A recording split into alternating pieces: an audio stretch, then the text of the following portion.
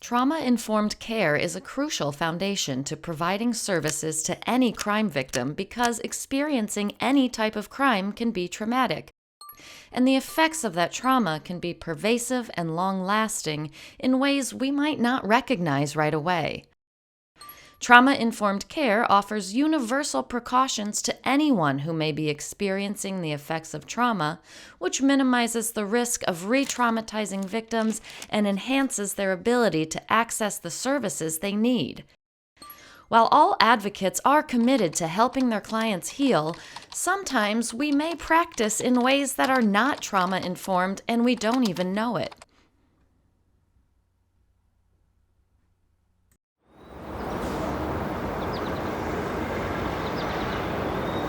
Your hearing is coming up in a couple of weeks. Do you want to go over the statement you're going to read in court? I don't know. It's a good idea to practice reading it beforehand so you'll feel more prepared. Every morning when I wake up, I have to remind myself that my attacker won't be able to hurt me today. Sometimes I think this hearing is more important to me than it is to him. I asked him to practice reading his victim impact statement, and he seemed preoccupied, like this wasn't at all important or something. And then he said he needed to leave, so we ended the appointment. I don't really know what to do. Based on what you're telling me, he may have been triggered by having to read his statement or by something else. That doesn't mean the hearing isn't important to him. He might be dealing with the effects of trauma, and that could impact his ability to engage in this process. I don't know. He didn't act upset or say anything. That's good to notice, but everyone responds differently to trauma. Would you like to learn more about how practicing trauma-informed care will help you help your clients? Yeah. Sometimes it's hard to know how to help someone who isn't able to tell me what's going on or even remember all the details of their traumatic experiences. That's understandable. The good news is you don't need to know the details of someone's specific trauma history to practice trauma-informed care. But practicing trauma-informed care can help your client communicate what's going on with them. At its core, being trauma-informed means providing services in a way that is accessible to those who have experienced any kind of trauma. The Substance Abuse and Mental Health Services Administration defines what trauma-informed care is with 4 key components, the 4 R's. A program, organization, or system that is trauma-informed realizes the widespread impact of trauma and understands potential paths for recovery, recognizes the signs and symptoms of trauma in clients, families, staff, and others involved with the system, responds by fully integrating knowledge about trauma into policies, procedures, and practices, and actively works to resist re-traumatization. How am I supposed to do all of that on my own? Good question.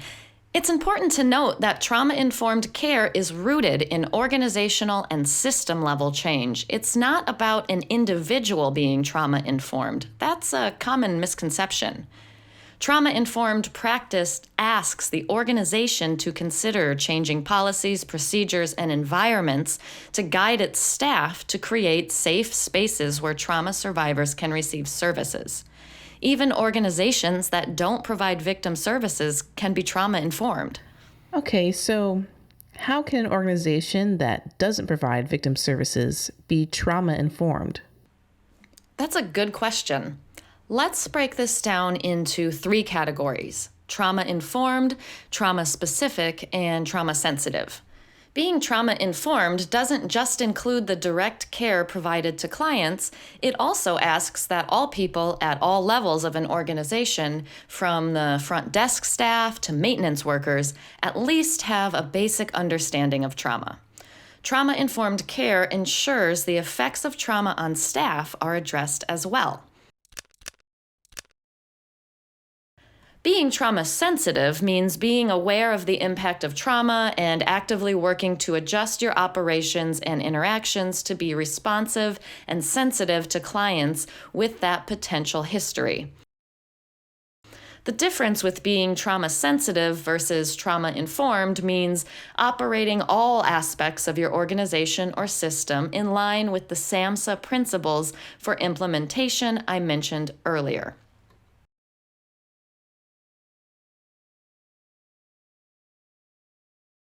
Helping someone deal with the specific effects of their trauma is providing trauma-specific services. Trauma-specific services are direct methods that are specifically designed to facilitate recovery from trauma by promoting healing or providing skills. These are conducted by a trained individual like an advocate, counselor, or therapist, and can include services like psychoeducation or cognitive behavioral therapy. Trauma-specific services should be conducted in a trauma-informed way. But while everyone in an organization should be trauma-informed, not everyone provides trauma-specific services. So, trauma-informed care sometimes includes trauma-specific services, but not always. Oh, I see. So being trauma-informed has a lot to do with the way you provide services, and not just what specific services you're providing. Exactly. Even if you're not specifically treating trauma, or you don't even know if your client has experienced trauma, you can take some universal precautions to make sure whatever services you are providing are accessible to clients. SAMHSA has outlined 6 trauma-informed principles for how to incorporate the 4 R's into your organization and practice. But while trauma-informed approaches happen at an organizational level, you, as an individual advocate, can take steps to put these 6 principles into practice. These principles include safety. As an advocate, applying the safety principle might look like clearly explaining confidentiality, recognizing and knowing how to respond to signs of trauma, and meeting in physically secure and accessible locations. Trustworthiness and transparency. Advocates can individually practice trustworthiness by maintaining privacy and confidentiality, explaining your defined advocacy role, clarifying and maintaining appropriate boundaries, and explaining the reasons behind policies and procedures. Peer support. As an advocate, this looks like offering victims and survivors opportunities to be with other victims and survivors and offer mutual support. Collaboration. To foster a collaborative relationship with the client, an advocate should share power in decision-making, acknowledge that victims and survivors are the experts in their own lives, and involve victims in the learning process about trauma. Empowerment, choice, and voice. An advocate should communicate adaptive trauma responses and validate resilience, highlight strengths, and allow victims and survivors to provide feedback on the services they receive, and offer choices in meeting parameters to offer empowerment, choice, and voice to clients. And cultural humility and responsiveness. Advocates practice cultural humility and responsiveness by making appropriate referrals to culturally specific organizations, respecting names and pronouns, recognizing the impact of historical and cultural trauma, and committing to ending all forms of oppression. You can learn more about historical trauma in Module 5 of the Trauma Across the Lifespan series. As you reflect on these principles, you can understand why you don't need to know someone's individual trauma history to be trauma-informed. You can implement this approach just under the assumption that it's more likely than not the people you'll be interacting with have experienced trauma, and this approach is necessary for them to be able to access your services. And for those who haven't experienced trauma, this is still a great approach that will have benefits for everyone. You, as an individual advocate, have an important role to play within a trauma-informed organization. Did you notice any differences in your follow-up meeting with your client? Well, I noticed right away that he was really distracted by all the noise outside the room we were in. So I asked if he wanted to move to a quieter location, and he seemed more at ease after that. That's great. Making sure your client feels safe and comfortable before beginning a session is crucial. Were they able to practice reading the statement?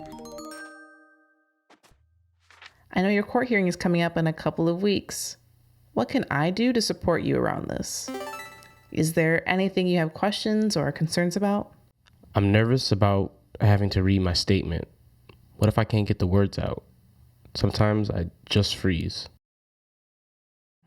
Your feelings of nervousness is very normal. I'm here to help you in whatever way that I can. Some people I've worked with before have said that practicing reading their statements out loud helped them feel more confident about saying it in court. How does that feel for you? Yes, I can try. Every morning when I wake up, I have to remind myself that my attacker won't be able to hurt me today. But he still got triggered. So maybe I still did something wrong.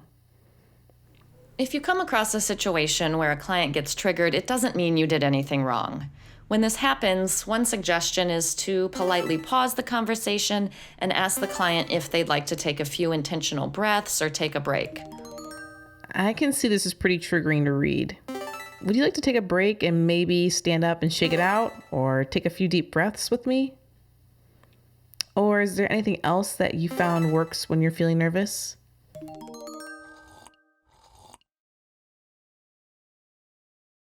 One of the things I keep thinking about is how when 911 responders showed up, they started questioning me like I had something to do with this.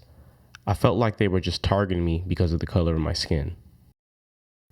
Thank you for sharing that. That must have been so hard to feel targeted by people who were supposed to be there helping you. And it sounds like it just made the situation even more stressful.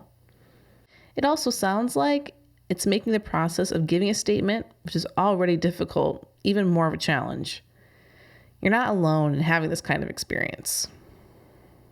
At some point, if you're interested, I can tell you about a support group we have here. Some people find a lot of support and comfort in talking with others who've gone through similar things.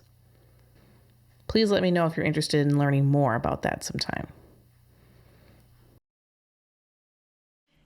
It sounds like you were able to learn so much more about his experience and needs this time because of using a trauma-informed approach.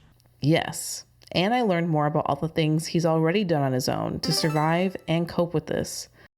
I thought trauma-informed care was just about talking about the negative effects of trauma, but I can see now that it's also about using a strengths-based approach to validate survival and resilience.